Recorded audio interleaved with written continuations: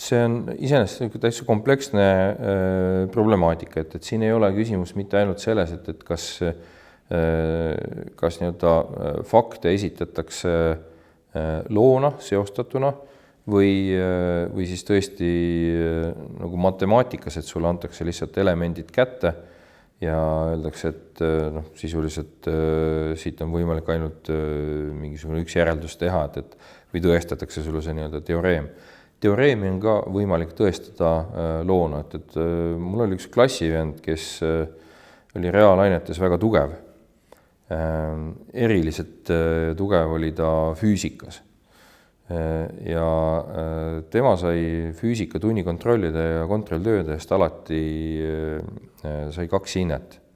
Ta sai kõigepealt enamasti, kes siis 4 või 5, olenevalt sellest, et kas ta üldse oli viitsinud natuke õppida või ta tuli puhtalt oma intellekti pealt asja tegema. Sai selle, aga ta sai peaaegu alati ka teise hindena huumoriboonuse. Sellepärast, et tema esitas meile füüsika teemasid nagu seebiooperi osi. Et seal olid karakterid, seal oli sündmuste kulg ja me jõudsime lõpuks välja vastuseni. Teised inimesed nägid hoolega vaeva ja kirjutasid sinna, siis püüdsid selle valemi või mingisuguse asja sinna kuidagi valmis punnitada.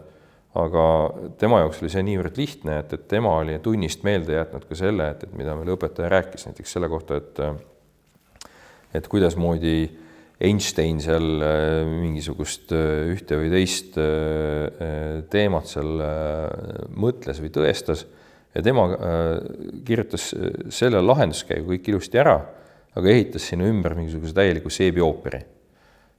Ja mis seal salata, need päris vaimukad. Faktid, kõik olulised faktid olid välja toodud, aga mingi täielikku putru oli sinna ümber pandud.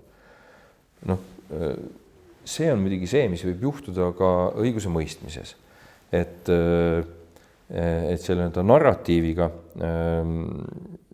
sa paned lihaluudele juurde ja sa võid sellega ka, ütleme siis nagu natuke hoogu minna. Ehk siis luua sinna ümber konteksti, mis siin absoluutselt ei kuulu. Ja sellisel juhul sa tegelikult jõuad õiguse mõistmise juures täiesti valesse kohta ka välja, selles mõttes, et sa hakkadki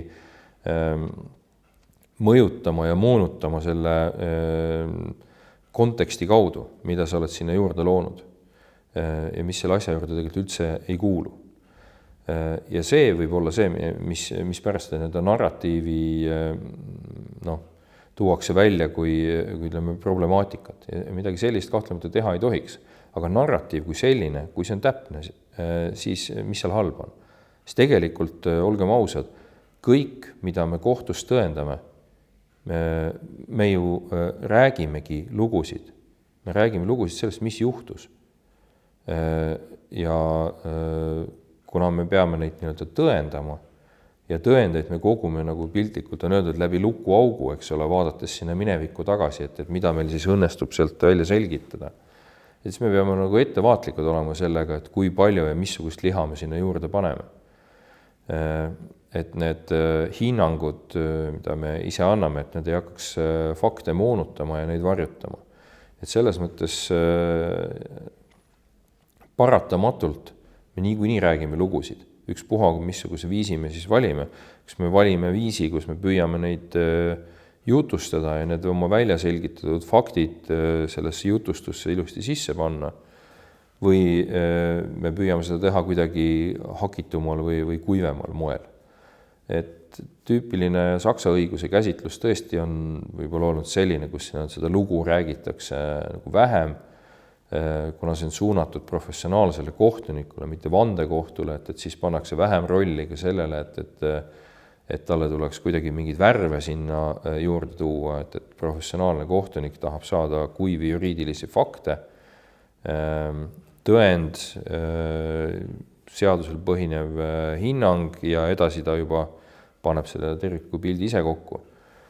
See vastu vandekohtule ja tegelikult üldse võistlevas protsessis, kus sinu juttu saab ka sinu tunnistajaid saab nagu ilusti kohtus koha peal rünnata, saab tulla oma versiooniga ilusti vastu sinna. on see püüd terviklikult esitada see oma lähenemine kindlasti produktiivne. Ei oskagi midagi juurde küsida, et te leidsite hea viisi, kuidas öelda põhimõtteliselt, et üks ei välista teist. Ei tohi, tegelikult ongi see, et see narratiiv ja oma jutu kokkusidumine, oma versiooni kokkusidumine üheks terviklikuks käsitluseks, see on mõistlik ja see on tervemõistuslik, see on ja mitte ainult kohtus. Eeskätt on see sinu enda jaoks, kui sa oled uurija või prokurör, siis kuskilt on tekkinud eksiarvamus, et prokurör tahab kangesti kedagi süüdi tunnistada. Seda teeb prokurör siis, kui ta on ise veendunud, et mul on tõendid selle kohta, et see inimene on selle halva teo teinud. Aga see veendumus tekib ju kohtueelse menetluse käigus. Ja kohtueelse menetluse käigus ma kogungi andmeid ja tegelikult püüan selle loo kokku panna, kui see lugu ei tule kokku. Kust võetakse nagu see, et prokuröril on mingisugune huvi süütut inimest süüdi mõista, see ei anna talle mitte midagi. Null. Tegelikult samamoodi, kui ma tõestan või suudan ära tõestada selle, et see versioon oli vale, et inimene, kelle peale nagu näpuga näidatakse, ta ei ole seda toime pannud. Et kust tuleb see, et see versioon ei ole minu jaoks prokurörina sama oluline, sama rahuldust pakkuv, kui see, et ma saan pätti kätte. Ma saan teada, et tema ei ole see pätt, et kas ei ole üldse kuritegu toimunud või siis, et see inimene, kelle peale see kahtlus algselt tuli, et tema ei ole seda teinud. Et kõik niisugune nagu arusaamine, nagu prokuröril oleks olemuslik huvi kedagi süüdi mõista, põhineb mingi täiesti väärastunud arusaamal inimese olemusest.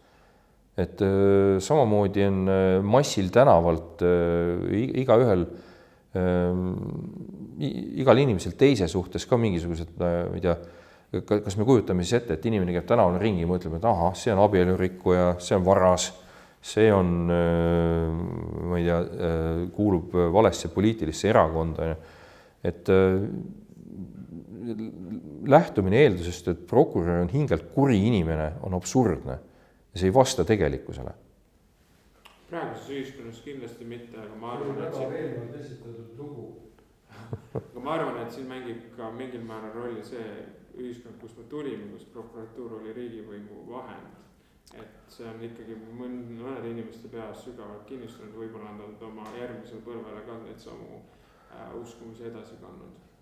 Noh, jah, et see pole ainult Eestile omane, et me ei saa ka seda 30 aasta tagusele nõukogude ajale ainult omistada, et selliseid väärarusaamu prokuröri rollist, kes siis nagu riigi nimel püüab tõde välja selgitada, just mitte kedagi süüdi unistada, tõde välja selgitada.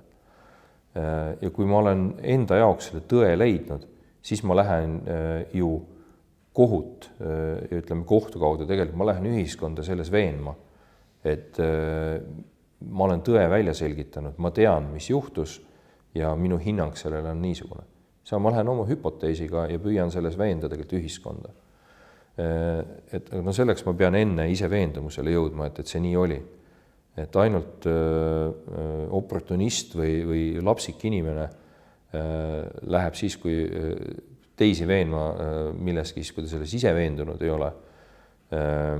Ja ainult oportunist või kurjategija on see, kes hakkab sinna fakte võltsima. Ja seda tõesti juhtub minimaalselt, sest et tuleb ju alati arvestada sellega, et ma lähen veenma teist objektiivset puutumata siis otsustajat, kohtunikku, ta ei ole loll. Ta saab aru, kui midagi ei klapi. Ja teiseks on olemas kaitsja, eks ole see toimepanija ise, kes saab ennast kaitsta, oma argumente ja oma tõendeid esitada ja samamoodi kaitsja. Et kui kõik need elemendid oma töö korralikult teevad, siis arvata, et kuidagi oleks võimalik käia süütuid inimesi süüdi mõistmas või ütleme siis erapooletus kohtus, see risk on olemas, aga see on minimeeritud.